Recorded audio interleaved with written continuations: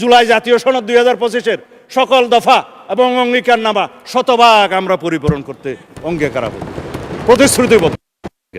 কথা তো বলার কথা, দফা অনুসারে জুলাই জাতীয় সনদের যেটা প্রণয়নের সাথে আমি দীর্ঘদিন জড়িত ছিলাম, কাজ করেছি, সেইটার মধ্যে কীভাবে এরা ড্রাস্টিক মানে সার্জিক্যাল কি যেন ড্রাস্টিক সার্জারি করেছে সেটাও দেখতে হবে। আমি সার্জিক্যাল অপারেশন করেছি সেটা দেখতে হবে। আমরা 33টা রাজনৈতিক দল এই আলোচনায় অংশগ্রহণ করেছিলাম। তার মধ্যে পার্লামেন্টে যারা এসছে তাদের সংখ্যা 8টা। ইসলামী আন্দোলন বাংলাদেশ, খেলাফত মজলিস, গণ অধিকার পরিষদ, গণসংহতি আন্দোলন, এনসিপি, বাংলাদেশ খেলাফত মজলিস, বিএনপি এবং জামাত ইসলামী। এখানে সিরিয়াল নাম্বার দেয়া আছে, আমি নোট করে রেখেছি কার সিরিয়াল নাম্বার কত। তবে আমাদেরটা 21, জামাত ইসলামেরটা 22। যে সমস্ত নোট অফ ডিসেন্ট দিয়েছে আপনি 21-22 দেখলে দেখবেন, আর এনসিপিরটা হচ্ছে আপনার 14। এইভাবে সিরিয়াল সবগুলো বলতে গেলে সময় লাগবে।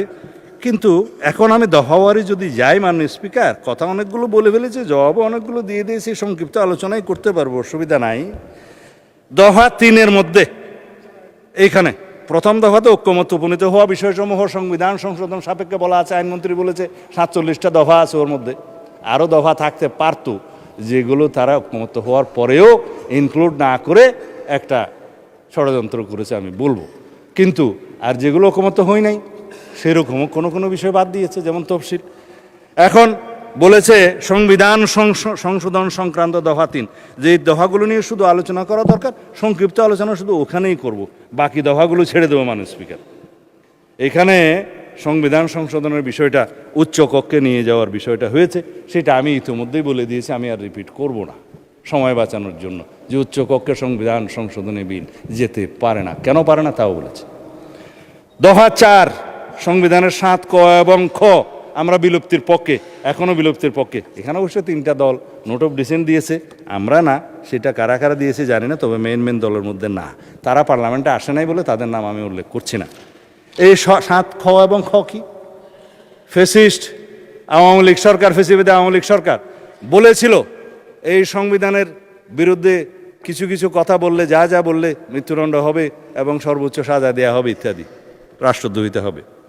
তারপরে বলেছিল দফা খতে, আমি বিস্তারিত বলছি না, এটা অনেক আইনের ভাষা, বলেছে এই সংবিধানের 1/3 প্রস্তাবনা সহ, আর্টিকেল 8 সহ এবং জরুরি বিধান বাদে বাকি সংবিধানের 1/3 এবং তফসিল সমূহ 5, 6, 7 পরিবর্তন করতে পারবে না নেক্সট পার্লামেন্ট। পরবর্তী পার্লামেন্টের হাত পা আমরা বেঁধে দিতে পারি না এই পার্লামেন্টে কোনো আইন প্রয়োগ করে, সেটা পৃথিবীর বিধানে নাই। সুতরাং কনস্টিটিউশনের এই সমস্ত 2টা 7 A and B হাইকোর্টে এই 5ম সংশোধনের বিরুদ্ধে যে রিট মামলা হয়েছে, সেখানে এটাকে নাল অ্যান্ড ভয়েড বা আনকনস্টিটিউশনাল বা আল্ট্রা ভায়োলেন্স কনস্টিটিউশন বলা হলো, এবং বলা হলো নন অ্যাস্ট, অ্যাজ ইফ এটা ছিলই না সংবিধানে। গেল, এর বিরুদ্ধে কথা আর বলবো না। সংবিধানের তফসিল সংক্রান্ত একই সাথে বলে ফেলেছি দফা 5। দফা 7 রাষ্ট্র পরিচালনার মূলনীতি, এখানে তো আমি বলেছি রাষ্ট্র পরিচালনার মূলনীতি হিসেবে সর্বশক্তিমান আল্লাহর উপরে, মহান আল্লাহর উপরে পূর্ণ আস্থা এবং বিশ্বাস, যেটা আওয়ামী লীগ উড়িয়ে দিয়েছে 5ম সংশোধনীতে, সেটা আমরা পুনর্বহাল করবো। মাননীয় স্পিকার, এটাই আমাদের ঘোষণা। হ্যাঁ, তার সাথে জাতীয়তাবাদ, গণতন্ত্র, অর্থনৈতিক সামাজিক সুবিচার ইত্যাদি আছে, সমাজতন্ত্রও আছে, এবং সেটা ছিল 5ম সংশোধনীতে প্রেসিডেন্ট জিয়ার সময় যেটা নেওয়া হয়েছিল, সেটা আলোচনা করতে পারি আমরা। তারপরে সংস্কার কমিশনে একটা প্রস্তাব তারা দিয়েছিল যে সাম্য, মানবিক মর্যাদা এবং ধর্মীয় স্বাধীনতা ও সম্প্রতি উল্লেখ করা যায় কিনা। আমরা বললাম যে খুব যায়। এখানে সাম্য, মানবিক মর্যাদা এবং ধর্মীয় স্বাধীনতা ও সম্প্রীতি, এটা একটা নিরীহ প্রস্তাব এবং ভালো প্রস্তাব, আমরা এটা গ্রহণ করতে পারি। মাননীয় স্পিকার, রাষ্ট্র পরিচালনার, রাষ্ট্রপতির ক্ষেত্রে রাষ্ট্রপতি নির্বাচনে আমরাই বলেছি যে উচ্চ কক্ষ গঠিত হলে উচ্চ কক্ষ এবং নিম্ন কক্ষ উভয় কক্ষের সংখ্যাগরিষ্ঠ ভোটে নিরপেক্ষভাবে রাষ্ট্রপতি নির্বাচন হবে। আমাদের প্রস্তাব, আমরা এগুলো গ্রহণ করতে পারি, এবং রাষ্ট্রপতির ক্ষমতা ও দায়িত্বের মধ্যে আমরা চেক অ্যান্ড ব্যালেন্স করতে পারি, সেটা আমাদের প্রস্তাব। এটা দফা 11। হ্যাঁ, দফা 14 নিয়ে কথা বলতে চেয়েছিলাম। মাননীয় স্পিকার, আমি ধন্যবাদ জানাই আজকের সংসদ নেতা মাননীয় প্রধানমন্ত্রী জনাব তারেক রহমানকে। তিনি সরাসরি নির্দেশনা দিয়েছিলেন প্রধানমন্ত্রীর মেয়াদ 10 বছরের বেশি হতে পারবে না। যদিও গভর্নমেন্ট ইন ওয়েটিং হিসাবে তিনি জানতেন বাংলাদেশের জনগণ দেশনেত্রী বেগম খালেদা জিয়া তখন জীবিত, হয় তাকে অথবা কোনো কিছু হলে তারও বর্তমানে আমাদের নেতা জনাব তারেক রহমানকে প্রধানমন্ত্রী এই দেশের মানুষ বানাবেন। জেনে শুনেও তিনি বলেছেন নো, 10 বছরের বেশি কোনো প্রধানমন্ত্রীর মেয়াদ হতে পারবে না, যত মেয়াদেই হোক যতবারই হোক সংবিধান সংশোধন করেন। আমি প্রস্তাব দিয়েছিলাম ঐক্যমত্য কমিশনে, সবাই রাজি হয়েছে, কোনো নোট অফ ডিসেন্ট নাই। কেননা আমরা চাই না ব্যক্তিতান্ত্রিক স্বৈরতান্ত্রিকতা, দলতান্ত্রিক স্বৈরতান্ত্রিকতা, এখন আয়কতান্ত্রিক রাষ্ট্র ব্যবস্থা বা একদলীয় রাষ্ট্র ব্যবস্থার এবং পার্লামেন্টারি স্বৈরাচারের কোনোদিন আর উৎপাত না হোক, উৎপত্তি না হোক, এখানেই শেষ। সেটাকে আপনারা প্রশংসা করবেন না, আমি মনে করছিলাম বিরোধী দল থেকে হাততালি পাবো। একবার তো দিবেন, টেবিল চাপড়ায় দেন।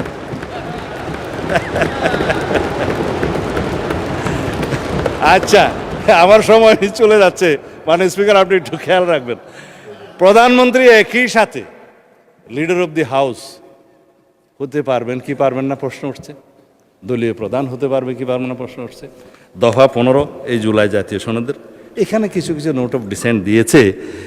তো এখানে আমার মনে হয় আমরা যেটা দিয়েছি যে প্রধানমন্ত্রী ট্রেডিশন মাফিক, এটা decorative, leader of the house, এটা কোনো মন্ত্রিত্ব না, হাউসকে লিড করতে হয়, ডিসিশন দিতে হয়, সেটা থাকতে পারে। জামাত ইসলামের বন্ধুরা বলছিলেন হ্যাঁ এটা বোধহয় থাকা যায়, তবে দলীয় প্রধান বোধহয়, আমরা বললাম যে দলীয় প্রধান থাকলে পৃথিবীর বিভিন্ন দেশে ডেমোক্রেটিক প্র্যাকটিস, শুধুমাত্র দলীয় প্রধান হওয়ার কারণে কি তার প্রধানমন্ত্রিত্ব হওয়াটা হরণ করা যায়? সেটা তার ডেমোক্রেটিক রাইট। সুতরাং আমরা বলেছি দলীয় প্রধান প্রধানমন্ত্রী হবেন কি হবেন না সেইটা তার রাইট, তার ডেমোক্রেসির উপর, গণতান্ত্রিক অধিকারের উপর হস্তক্ষেপ করা যাবে না। সুতরাং আমরা নোট অফ ডিসেন্ট দিয়েছি। আশা করি আপনারা হাততালি না দিলেও মোটামুটি সম্মত থাকবেন। যাই হোক, তারপরে তত্ত্বাবধায়ক সরকার ব্যবস্থার মধ্যে 21টা দফা আছে, মাননীয় স্পিকার, দফা নম্বর 16। এখানে এই 21টা দফার মধ্যে আমরা তো সবাই বললাম তত্ত্বাবধায়ক সরকার পদ্ধতি আমরা গ্রহণ করতে চাই। এই জন্যই দীর্ঘ 17 বছর আমরা আন্দোলন সংগ্রাম করেছি, রক্ত দিয়েছি, জীবন দিয়েছি। কিন্তু গঠন প্রণালী নিয়ে 2-1টা দফায় বিরোধী দলীয় বন্ধুদের সাথে আমাদের একটু আলোচনা প্রয়োজন। আমরা বলেছি সবাই মিলে তত্ত্বাবধায়ক সরকার পদ্ধতি আমরা গঠন করব, কিন্তু রাষ্ট্রপতি যে লাস্ট অপশন আছে, রাষ্ট্রপতিকে আমরা তত্ত্বাবধায়ক সরকারের প্রধান উপদেষ্টা হওয়ার আর সুযোগ দিতে চাই না, আমাদের প্রস্তাব। কিন্তু সর্বশেষ পদ্ধতি হিসাবে জুডিশিয়ারিকে বাদ রেখে আর কোনো বিকল্প প্রস্তাব আমরা নিতে পারি কি না সেটা আমরা জাতীয় সংসদে আলাপ আলোচনার মধ্য দিয়ে বের করব। এখানে ওনারা একটা ভোটিং ব্যবস্থা করতে বলেছিলেন, এটাকে কি একটা যেন ভোট বলা, আমি ভুলে গেছি, হ্যাঁ কি একটা ভোট যেন বলেছিল এটা আর কি, হ্যাঁ র্যাঙ্ক চয়েস ভোট। আমরা যে র্যাঙ্ক চয়েস ভোটের মধ্যেও গাফলতি আছে। সুতরাং আমরা জাতীয় সংসদে এই বিষয়টা আলোচনা করি, একটা বিষয় আমরা বের করতে পারবো, সেই জন্য নোট অফ ডিসেন্ট দেওয়া হয়েছে। তত্ত্বাবধায়ক নিয়ে কোনো কারো দ্বিমত নাই।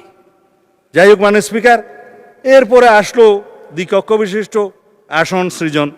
এটা তো বললাম দ্বিকক্ষে 100 সদস্য, আমরা সবাই রাজি, এবং দ্বিকক্ষের এখতিয়ার নিয়ে, গঠন প্রণালী নিয়ে কিছু একটু বিরোধ আছে, সেটা আমরা এখানে আজকে বড় প্রশ্ন হিসেবে দেখছি যে দ্বিকক্ষের ক্ষমতা, একটু আগে আমি আলোচনা করেছি, সংবিধান সংশোধনী ওখানে যাবে না, বাট আইন প্রণয়নের একটা পর্যায়ে এখান থেকে আইন ওখানে যাবে, তারা আলোচনা করবে, 1 মাস সময়ের ভিতরে হয় সিদ্ধান্ত দেবে, সুপারিশ করবে, অথবা ফেরত দেবে, সেই পর্যন্ত আমরা একমত। কিন্তু সংবিধান সংশোধনের বিষয়ে আমরা উচ্চকক্ষের এখতিয়ার রাখতে চাই না। আর কোন পদ্ধতি গঠন প্রণালী হবে, ওনারা বললেন প্রপোর্শনেট, আমরা বললাম আমাদের নোট অফ ডিসেন্ট আছে, আমরা জনগণের ম্যান্ডেট পেয়েছি, আসনের অনুপাতে যা হবে তাই আমরা পাবো, এখানেই হচ্ছে দ্বিমত। আসন আলোচনা করি। তারপরে আসলো মাননীয় স্পিকার নারী সদস্যের বিষয়ে। আমরা বললাম যে আসুন 50টা নারী সদস্যের আসন রিজার্ভ রাখি, মোট সদস্য আমরা 100তে উন্নীত করবো ক্রমান্বয়ে, 10% করে আমরা বাড়াই না, প্রথম সংসদে, এই সংসদে 10% আমরা অ্যামেন্ডমেন্ট নিয়ে আসি, পরে 5% করে করে বাড়বে। কিন্তু ওনারা সম্মত হলেন, কিন্তু একজনকেও নমিনেশন দিলেন না মাননীয় স্পিকার এইবার 5%। যাই হোক, আমি এটা শিকায়ত করতে চাই না, ভবিষ্যতে দিবেন আর কি, এইবার হয়তো অভাব টভাব হয়েছে।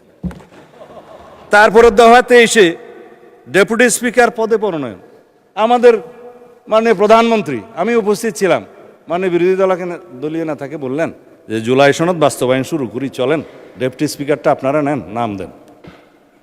সর্বশেষ শুনলাম ওনারা একটা প্যাকেজ ডিল করতে চান, সিঙ্গেল করবেন না। তা এখন তো ট্রেন চলে গেছে মাননীয় স্পিকার, আমরা তো দিতে চেয়েছিলাম আগের থেকে অ্যাকশন। এখন আসুন, সংবিধান সংশোধন করার পরে আমরা ডেপুটি স্পিকারের 2টা পদ সৃজন করলে একটা আপনারা পাবেন, আপার হাউসেও পাবেন, লোয়ার হাউসেও পাবেন। সংশোধন না করলে কোত্থেকে পাবেন? তবে স্থায়ী কমিটির সভাপতি হিসাবে 4টা সংসদীয় কমিটি, গুরুত্বপূর্ণ কমিটি সহ অন্যান্য কমিটিগুলোতে সভাপতি বিরোধী দলীয় সদস্যদের থেকে হবে আসনের অনুপাতে যা পান। এখন মাশাআল্লাহ আপনারা তো 68টা পেয়েছেন, আরও মিলে হয়তো 77টা হয়েছে, ভালোই পাবেন। আসুন আমরা এটা সংসদে আলোচনা করে ঠিক করি। এগুলাই তো আমরা নিতে চেয়েছি। এবং 70 দফা 70 অনুচ্ছেদ জাতীয় সংসদের, এইটা নিয়ে আমাদের মাননীয় সংসদ সদস্যগণ খুবই উৎফুল্ল। আজকে আমি আমাদের মাননীয় সদস্যকে বলছিলাম যে যা মন চাই বলেন, আজকে 70 বিধি আপনার জন্য উন্মুক্ত, কারণ এখানে নাই। আপনি দলের বিরুদ্ধে ভোট দিতে পারবেন 4টা ক্ষেত্র বাদে। 2টাতে সবাই একমত হয়েছিল, আস্থা ভোট এবং অর্থ বিল। আমরা বলেছিলাম না, এর বাইরে আর 2টা থাকা দরকার, সংবিধান সংশোধনী বিল এবং যুদ্ধ পরিস্থিতি সংক্রান্ত যে জরুরি অবস্থা হবে সেই সময় যেন দলের বিরুদ্ধে ভোট না দিতে পারে। জাতীয় নিরাপত্তার প্রশ্নটা জড়িত, উইদিন ব্র্যাকেট যুদ্ধ পরিস্থিতি, এই 2টা রাখেন।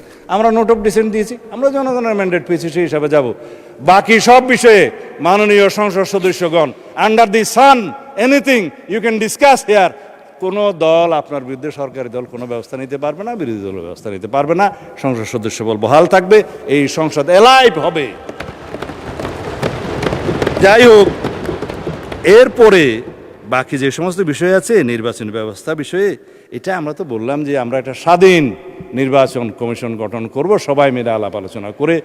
এখানে স্পিকার সভাপতি থাকবে, প্রধানমন্ত্রী, বিরোধী দলীয় নেতা এবং আরেকজন সদস্য থাকবে, সেকেন্ড বিরোধী দল না জুডিশিয়ারির একজন, আমার ঠিক মনে নাই। সবাই মিলে থাকবে। এখানে কোনো সরকারি দলেরও প্রাধান্য থাকবে না, বিরোধী দলেরও প্রাধান্য থাকবে না। এমন একটা নির্বাচন কমিশন আমরা গঠন করব যে নির্বাচন কমিশনকে নির্বাচনকালীন সময়ে কেউ আর প্রভাব বিস্তার করতে পারবে না।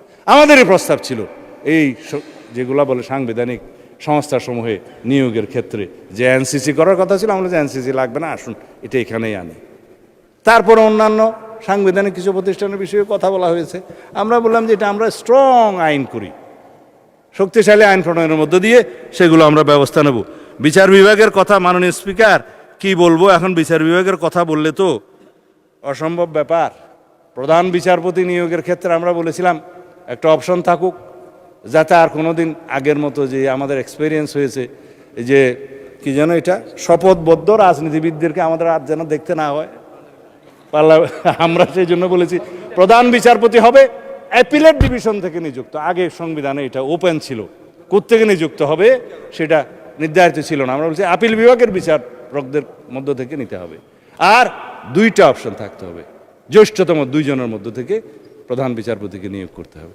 এগুলো খুব সামান্য বিষয়, আমরা ডিসকাস করে এখানে একমত হতে পারি, যেটা জুলাই জাতীয় সনদে ছিল। এখন অন্যান্য বিষয়ের মধ্যে যে সমস্ত গুরুত্বপূর্ণ বিষয়, তা হলো আসুন বিচার বিভাগের স্বাধীনতা নিয়ে কথা বলি। আজকে বিচার বিভাগের স্বাধীনতা দেখেন, আজকেও একটা পত্রিকায় এসছে, মাননীয় স্পিকার আমি এখানে হয়তো দেখালে উকোটা ভুল হবে না, কার্যকরের আগেই সিন্ডিকেটের কবলে সুপ্রিম কোর্ট সচিবালয়। আমরা বলেছিলাম আর্টিকেল 116 অনুসারে আপনি সংবিধান যেটা আনকনস্টিটিউশনাল ঘোষণা করেছে, যে ইন কনসালটেশন অফ দি প্রেসিডেন্টের যেটা ক্ষমতা, in consultation of the chief justice, সেটা ওই পোর্শনটা আনকনস্টিটিউশনাল ঘোষণা করেছে মানি। কিন্তু আপনি সুপ্রিম কোর্টের সচিবালয় অধ্যাদেশটা করলেন, কারোর সাথেই আলাপ আলোচনা করলেন না।